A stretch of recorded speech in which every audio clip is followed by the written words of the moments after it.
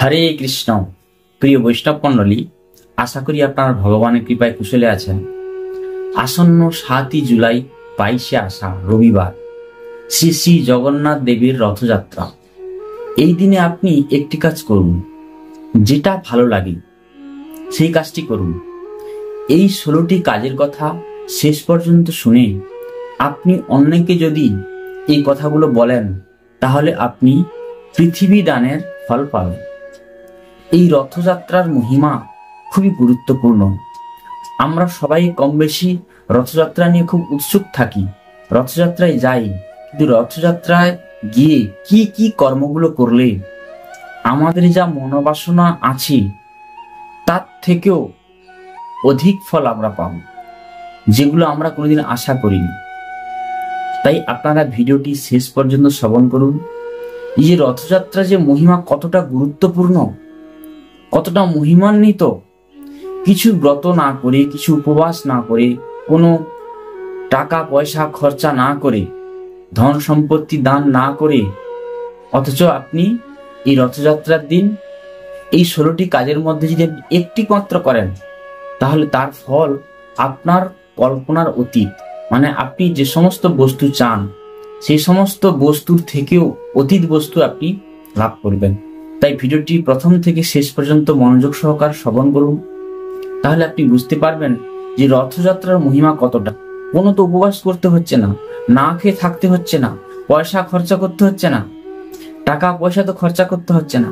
তাহলে শুধু আপনি রথযাত্রার দিন এই কাজগুলো করুন, করলে দেখবেন আপনি মনে মনে যা যা চান, কি চান, টাকা পয়সা, বিশেষ সম্পত্তি, পূজা প্রতিষ্ঠা, এর বেশি তো কিছু চান না, এর থেকেও ইন্দ্রাতীত অদক্ষজ বস্তু পাবেন, যা আপনি ভাবতেও পারেন না। তাই জন্য কৃপা করে ভিডিওটি প্রথম থেকে শেষ পর্যন্ত শুনুন, এবং এই ভিডিওটি যদি ভালো লেগে থাকে আপনি একটি লাইক করবেন এবং আপনার মূল্যবান মন্তব্য এই কমেন্ট বক্সে লিখবেন। এবং আপনি যদি এই ভিডিওটি অন্যকে শেয়ার করেন বা এই ভিডিওটি শুনে যদি অন্যকে বলেন, তাহলে আপনি পৃথিবী দানের ফল লাভ পাবেন। তাহলে বলুন, আপনার কোনো ব্রত করতে হচ্ছে না, কোনো টাকা পয়সা নেই, শুধু আপনি শ্রবণ করে অন্যকে বলছেন বা এই ভিডিওটি অন্যকে শেয়ার করছেন, তার ফলে আপনি পৃথিবী দানের ফল লাভ পাচ্ছেন। তাহলে আসুন আমরা শ্রবণ করি। এটি ভবিষ্য পুরাণের কথা। এই রথযাত্রা সর্বপ্রথম চালু করেছিল দৈত্যরাজ প্রহ্লাদ। প্রহ্লাদ দেব প্রথমেই জগন্নাথ দেবের রথযাত্রা প্রবর্তন করেছিল, উদ্বোধন করেছিল। তারপরে সমস্ত দেবতারা, তারপরে গান্ধর্বরা, তারপরে মানুষ জাতি, এইভাবে পরম্পরা হিসাবে চলে আসছে। যে ব্যক্তি রথের দড়ি ধরে যত পদ হাঁটে, সেই ব্যক্তির প্রতিটি পদক্ষেপ যজ্ঞভূমির তুল্য। আপনি যজ্ঞ করলেন না, অথচ সেই যজ্ঞের ফল আপনি পেলেন। যাদের কোনোদিন রথযাত্রায় যাবার কথা নয়, অথচ সেই সমস্ত ব্যক্তিরা কৌতূহলবশত, উৎসাহবশত শ্রী শ্রী জগন্নাথ দেবকে রথের মধ্যে অবস্থিত অবস্থায় দর্শন করে, সেই সকল ব্যক্তি যদি চণ্ডালও হয়, ম্লেচ্ছও হয়, তৎক্ষণাৎ তারা দেবতাগণে পরিণত হবে। তাহলে আপনি ভাবুন, আমাদের যে হিন্দুদের যে এই অনুষ্ঠান রথযাত্রা, এতে কি মুসলমানরা আসে বা চণ্ডালরা আসে? তারা কোনোদিন আসে না। ভাগ্যবশত যদি কোনো চণ্ডাল বা কোনো ম্লেচ্ছ বা কোনো মুসলমান যদি আমাদের হিন্দুদের এই রথযাত্রায় উপস্থিত হয়, তারা দেবতা বলে পরিগণিত হয়। যে সমস্ত বিবাহিত মায়েরা রথযাত্রায় যোগদান করে, সেই সমস্ত বিবাহিত মায়েরা মৃত্যুর পরে মুক্তি লাভ করে নিজেদের মামার বাড়ি, নিজের বাপের বাড়ি এবং নিজের স্বামীর কুলকে সেই ভগবত ধামে নিয়ে যায়, সেই হরিধামে নিয়ে যায়। তাহলে আপনি ভাবুন, শুধু আমাদের সনাতন ধর্মের বিবাহিত মায়েরা যদি রথযাত্রায় উপস্থিত হয়, তাতেই এত ফল। তার 3টি কুল সে উদ্ধার করবে এবং নিজে ভগবত ধামে যাবে। তাহলে আশা করি বিবাহিত মায়েরা আপনারা এই কথাটি শ্রবণ করে রথযাত্রায় উপস্থিত হবেন। শুধু রথযাত্রায় উপস্থিত হয়ে আপনি এই তিনটি পরিবারকে উদ্ধার করবেন এবং নিজে ভগবত ধামে যাবেন। যারা কৌতূহলবশত, উৎসাহবশত রথের সামনে এসে নাচ গান করে, দেখবেন পুরীতে অনেক ওখানে পান্ডারা নারীর মতো রূপ সেজে ভগবানের সামনে নৃত্য করে, নাচ করে। তারা দেহত্যাগের পরে স্বর্গে গিয়ে অপ্সরাদের সঙ্গে এক কল্প বসবাস করে। শুধু ভগবানের জগন্নাথ দেবের সামনে নর্তকী রূপ ধরে, মানে নাচের রূপ ধরে নেচেছে। তার ফলে তারা এক কল্পকাল ধরে স্বর্গে গিয়ে অপ্সরাদের সঙ্গে বসবাস করবে।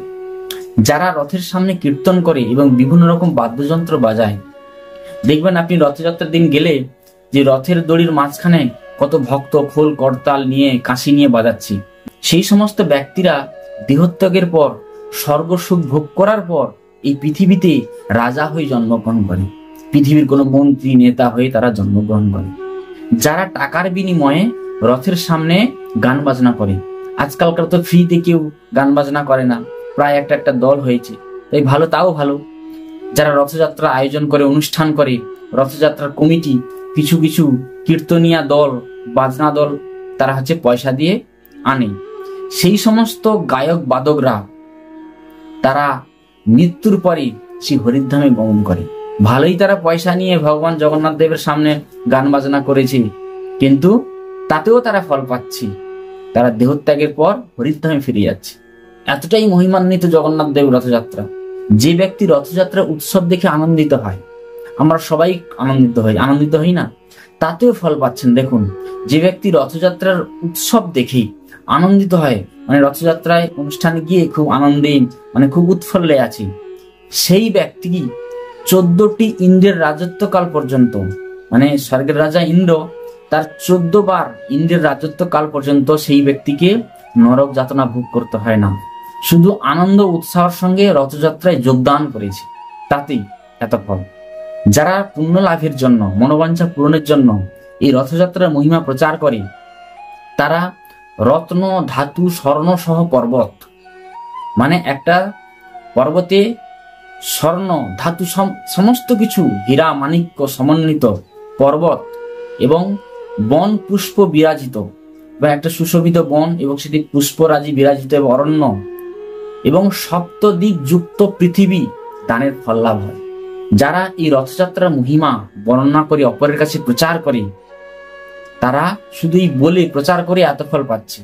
তা আমি যেই আপনাদের কাছে বলছি, আমিও ফল পাবো, আপনিও ফল পান। এরকম আমার ভিডিও দেখে আপনি অন্যকে বলুন, বা এই ভিডিওটি অন্যের কাছে শেয়ার করুন, আপনিও এই পৃথিবী দানের ফল লাভ পাবেন। শুধু আপনি ভগবানের রথযাত্রার মহিমা প্রচার করে বা অন্যকে বলে আপনি পৃথিবী দানের ফল লাভ পাচ্ছেন।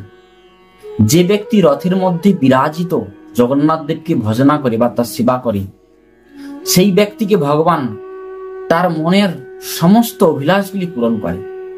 যে ব্যক্তি তার নিজের সামর্থ্য অনুযায়ী, অনেকে থাকে না, সবাই তো বড় লোক নয়, তার সামর্থ্য অনুযায়ী শ্রীকৃষ্ণের রথকে সাজিয়ে রথের শোভা বৃদ্ধি করে, সেই ব্যক্তিকে সূর্য, চন্দ্র, যত গ্রহ আছে তারা নিত্য প্রতিদিন সেই ব্যক্তির মনোবাসনা পূর্ণ করে। যে ব্যক্তি পতাকা দিয়ে শ্রীকৃষ্ণের রথকে সাজিয়ে সৌন্দর্য বৃদ্ধি করে, সেই ব্যক্তি 6 মন্বন্তর পর্যন্ত, কত মন্বন্তর? 6 মন্বন্তর পর্যন্ত অতি সুন্দরী, অতি উত্তমা নারীর সম্ভোগ করে। যে সমস্ত পুরুষরা সুন্দরী নারী ভোগ করতে চায়, আপনারা এই রথের দিন শ্রীকৃষ্ণের রথকে সাজিয়ে তার সৌন্দর্য বৃদ্ধি করুন এবং 6 মন্বন্তর পর্যন্ত আপনি অতি সুন্দরী রমণী সম্ভোগ করতে পারবেন।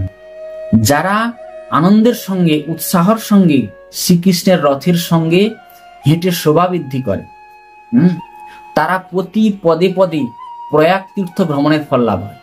আপনি প্রয়াগে গেলেন না, আপনার পয়সা নেই তীর্থস্থানে যাওয়ার, শুধু আপনি ভগবান জগন্নাথ দেবের রথের সঙ্গে হেঁটেই আপনি প্রয়াগ তীর্থের ফল লাভ পেলেন।